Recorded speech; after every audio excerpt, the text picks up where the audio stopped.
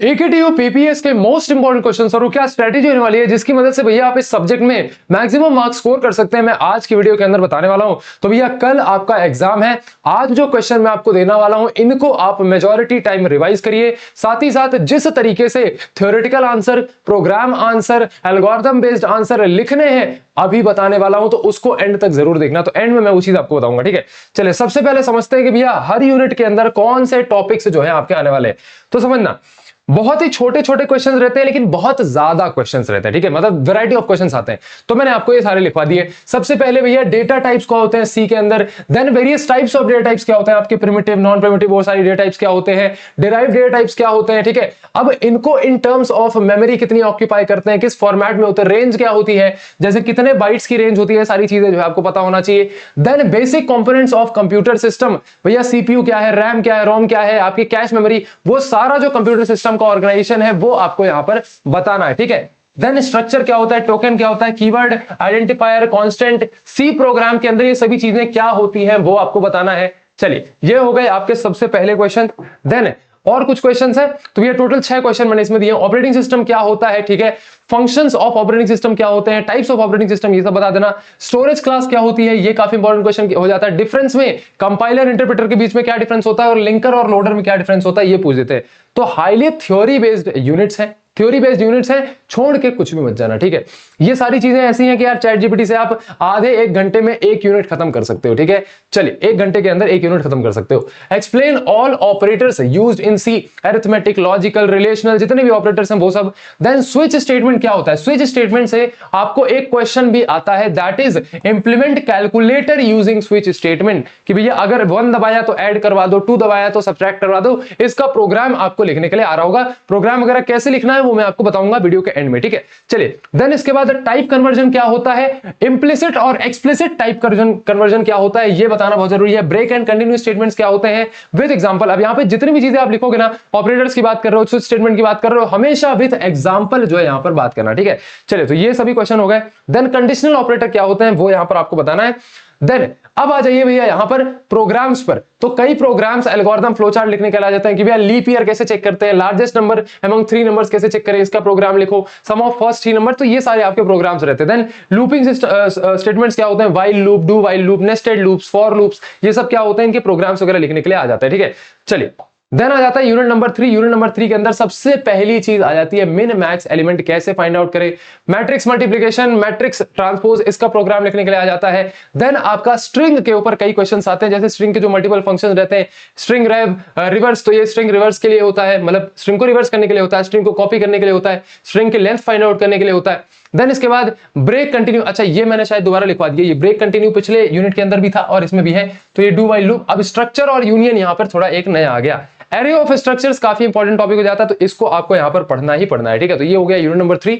Then unit number 3 के आपके कुछ और यहां पर मैंने प्रोग्राम्स लिख दिए हैं कि किस तरीके के प्रोग्राम्स पूछे जाते हैं। जैसे फैक्टोरियल फिबोनाची का प्रोग्राम काफी फ्रीक्वेंटली पूछा जाता है, प्राइम नंबर पैलिंड्रोम का प्रोग्राम काफी फ्रीक्वेंटली पूछा जाता है, तो ये आपको यहां पर लिख के रखना है, ये आपको समझना है। यूनिट 4 का सबसे इंपॉर्टेंट टॉपिक भैया call by reference and call by value, किस तरीके से कॉल किया जाता है डिफरेंट पैरामीटर्स को। देन इसके बाद फंक्शंस क्या होते हैं, फंक्शंस को डिक्लेयर कैसे किया जाता है, डिफाइन कैसे किया जाता है, कॉल कैसे किया जाता है, विथ सिंटेक्स और विथ एक छोटा सा एग्जांपल, एक छोटा फंक्शन बनाना।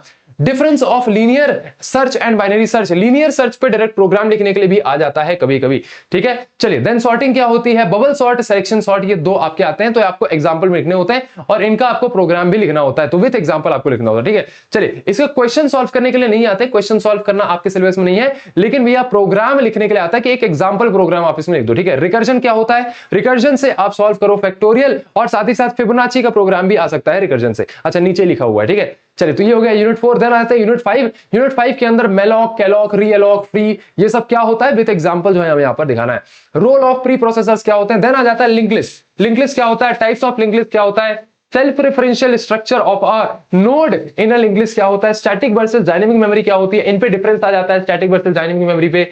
एलोकेशन, मेलॉक, कैलॉक, इस पे डिफरेंस आ जाता है, यहां पर तो डेफिनेशन वगैरह, तो इसको शॉर्ट नोट टाइप पे प्रॉपर प्रिपेयर कर लेना, ठीक है। वर्किंग ऑफ मैक्रो क्या होता है और मैक्रो क्या होता है, ये चीजें यहां पर आपको पता होनी चाहिए। पॉइंटर्स क्या होते हैं, कैसे उसको डिक्लेयर किया जाता है, एक पॉइंटर एक नॉर्मल वेरिएबल से कैसे डिफरेंट होता है, ये भी आपको यहां पे पता होना चाहिए, ठीक है। चलिए तो ये आपके यूनिट 5 के और फर्दर क्वेश्चन हो गए, ये भी आप यहां पे देख सकते हैं। चलिए अब बात करते हैं कि जब भी भैया कोई क्वेश्चन आए तो यहां पर हमें कैसे लिखना है। मान लो कोई थ्योरेटिकल क्वेश्चन आया, जैसे मान लीजिए भैया पूछ दिया पॉइंटर क्या होता है, या मान लीजिए पूछ दिया गया कि फंक्शन क्या होता है, तो ये एक थ्योरेटिकल क्वेश्चन था कि भैया यहां पर फंक्शन क्या होता है आप बताओ। लेकिन आपको इस क्वेश्चन को कुछ इस तरीके से लिखना है। सबसे पहले आप इसकी दवा की थ्योरी लिखेंगे कि भैया किस तरीके से फंक्शन होता है, क्या कैसा सब कुछ। देन इसके बाद इसके कितने कंपोनेंट्स होंगे, जैसे फंक्शन को डिक्लेयर करना होता है, ठीक है, डिक्लेयर करोगे, फिर उसको डिफाइन करोगे, ठीक है, देन उसके बाद आप उसको कॉल करोगे, उसमें पैरामीटर्स भी पास करना होते हैं। तो ये सारी चीजें जो है आप यहाँ पे सेक्शन वाइज लिखोगे। तो जब भी आप कोई आंसर लिखोगे ना, उसको आप सेक्शंस में डिवाइड करके लिखोगे कि फर्स्ट सेक्शन में हमें उसके डेफिनेशन लिख दिया, उसके बारे में बता दिया। देन सेकंड सेक्शन में जैसे मान लीजिए उसका यहाँ पर डिक्लेयर कैसे करते हैं वो बता दिया, फिर हमने बता दिया कि फंक्शन को डिफाइन कैसे करते हैं, फिर फंक्शन को कॉल कैसे करते हैं। देन इसके बाद फंक्शन को हम दो तरीके से फर्दर कॉल कर सकते हैं, call by reference, call by value, वो बता दिया।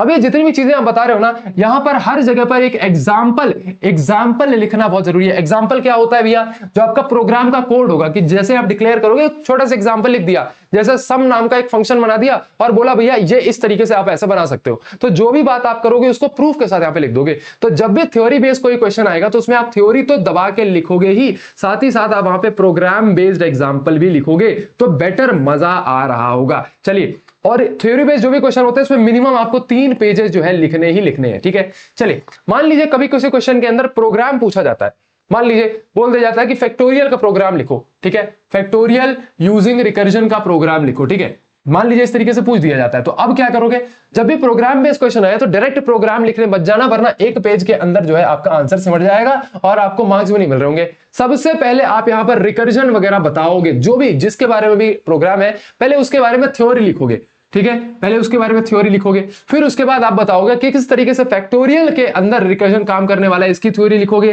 देन इसके बाद इसका एल्गोरिथम लिखोगे। एल्गोरिथम क्या होता है भैया, एल्गोरिथम होता है आपके स्टेप बाय स्टेप इंस्ट्रक्शन, कि पहले हम यहां पर इस तरीके से इनपुट लेंगे कि किसका फैक्टोरियल निकालना है, फिर इसको फंक्शन में पास करेंगे, फिर फंक्शन में हम यहां पर ये कर रहे होंगे, फिर यहां इस तरीके से हम बेस स्टेटमेंट लगाएंगे, देन हम रिकर्सिव स्टेटमेंट लगाएंगे।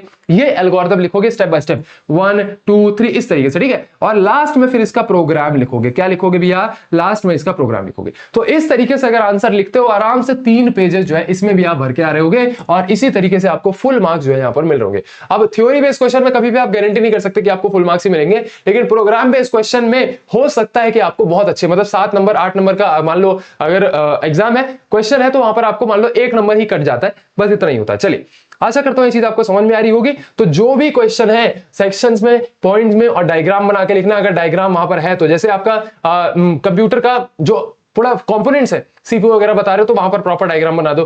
थ्योरी बेस्ड क्वेश्चन में theory plus program plus example लिखना। प्रोग्राम बेस्ड क्वेश्चन में algorithm plus theory plus program, और एक आउटपुट स्क्रीन बना देना। हाँ, यहां पर ही बता रहा हूं, जैसे फैक्टोरियल का यहां पर एल्गोरिथम लिखे, प्रोग्राम लिखे। अब इस प्रोग्राम से एक एग्जांपल लिखो कि अगर मान लो भैया यहां पर हमने 3 जो है एंटर किया तो ऐसा ऐसा, और इसको आप एक आउटपुट स्क्रीन में दर्शाओगे भी कि आउटपुट स्क्रीन में इसका आउटपुट ऐसा आएगा। तो इस तरीके से एक डब्बा बना देना आउटपुट स्क्रीन जैसा, और वहां पर दिखा भी देना कि मेरे एग्जांपल जो मैंने फैक्टोरियल निकाला उसका आंसर ये आया, ठीक है। तो इस तरीके से अगर लिखोगे तो मजा आ जाएगा। चलिए, मैं कौन हूं और मैं पहली बार आपको क्यों दिख रहा हूं।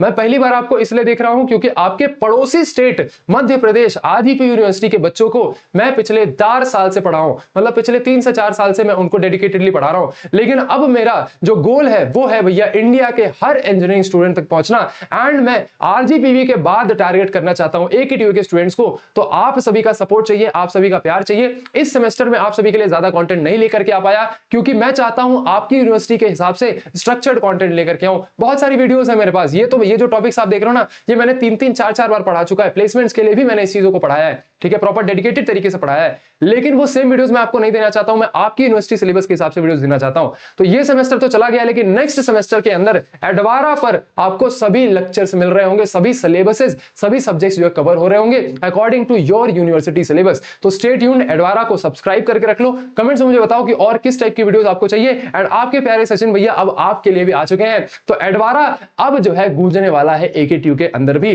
चलिए मिलते हैं आपके नेक्स्ट वीडियो के अंदर, तब तक के लिए subscribe, share this video with your friends, ताकि आपके फ्रेंड्स को पता चल जाए कि हाँ एडवारा नाम की कोई चीज आ चुकी है। चलिए भैया मिलते हैं आपके नेक्स्ट वीडियो के अंदर, तब तक के लिए अपना ध्यान रखिए। आपका बहुत बहुत धन्यवाद।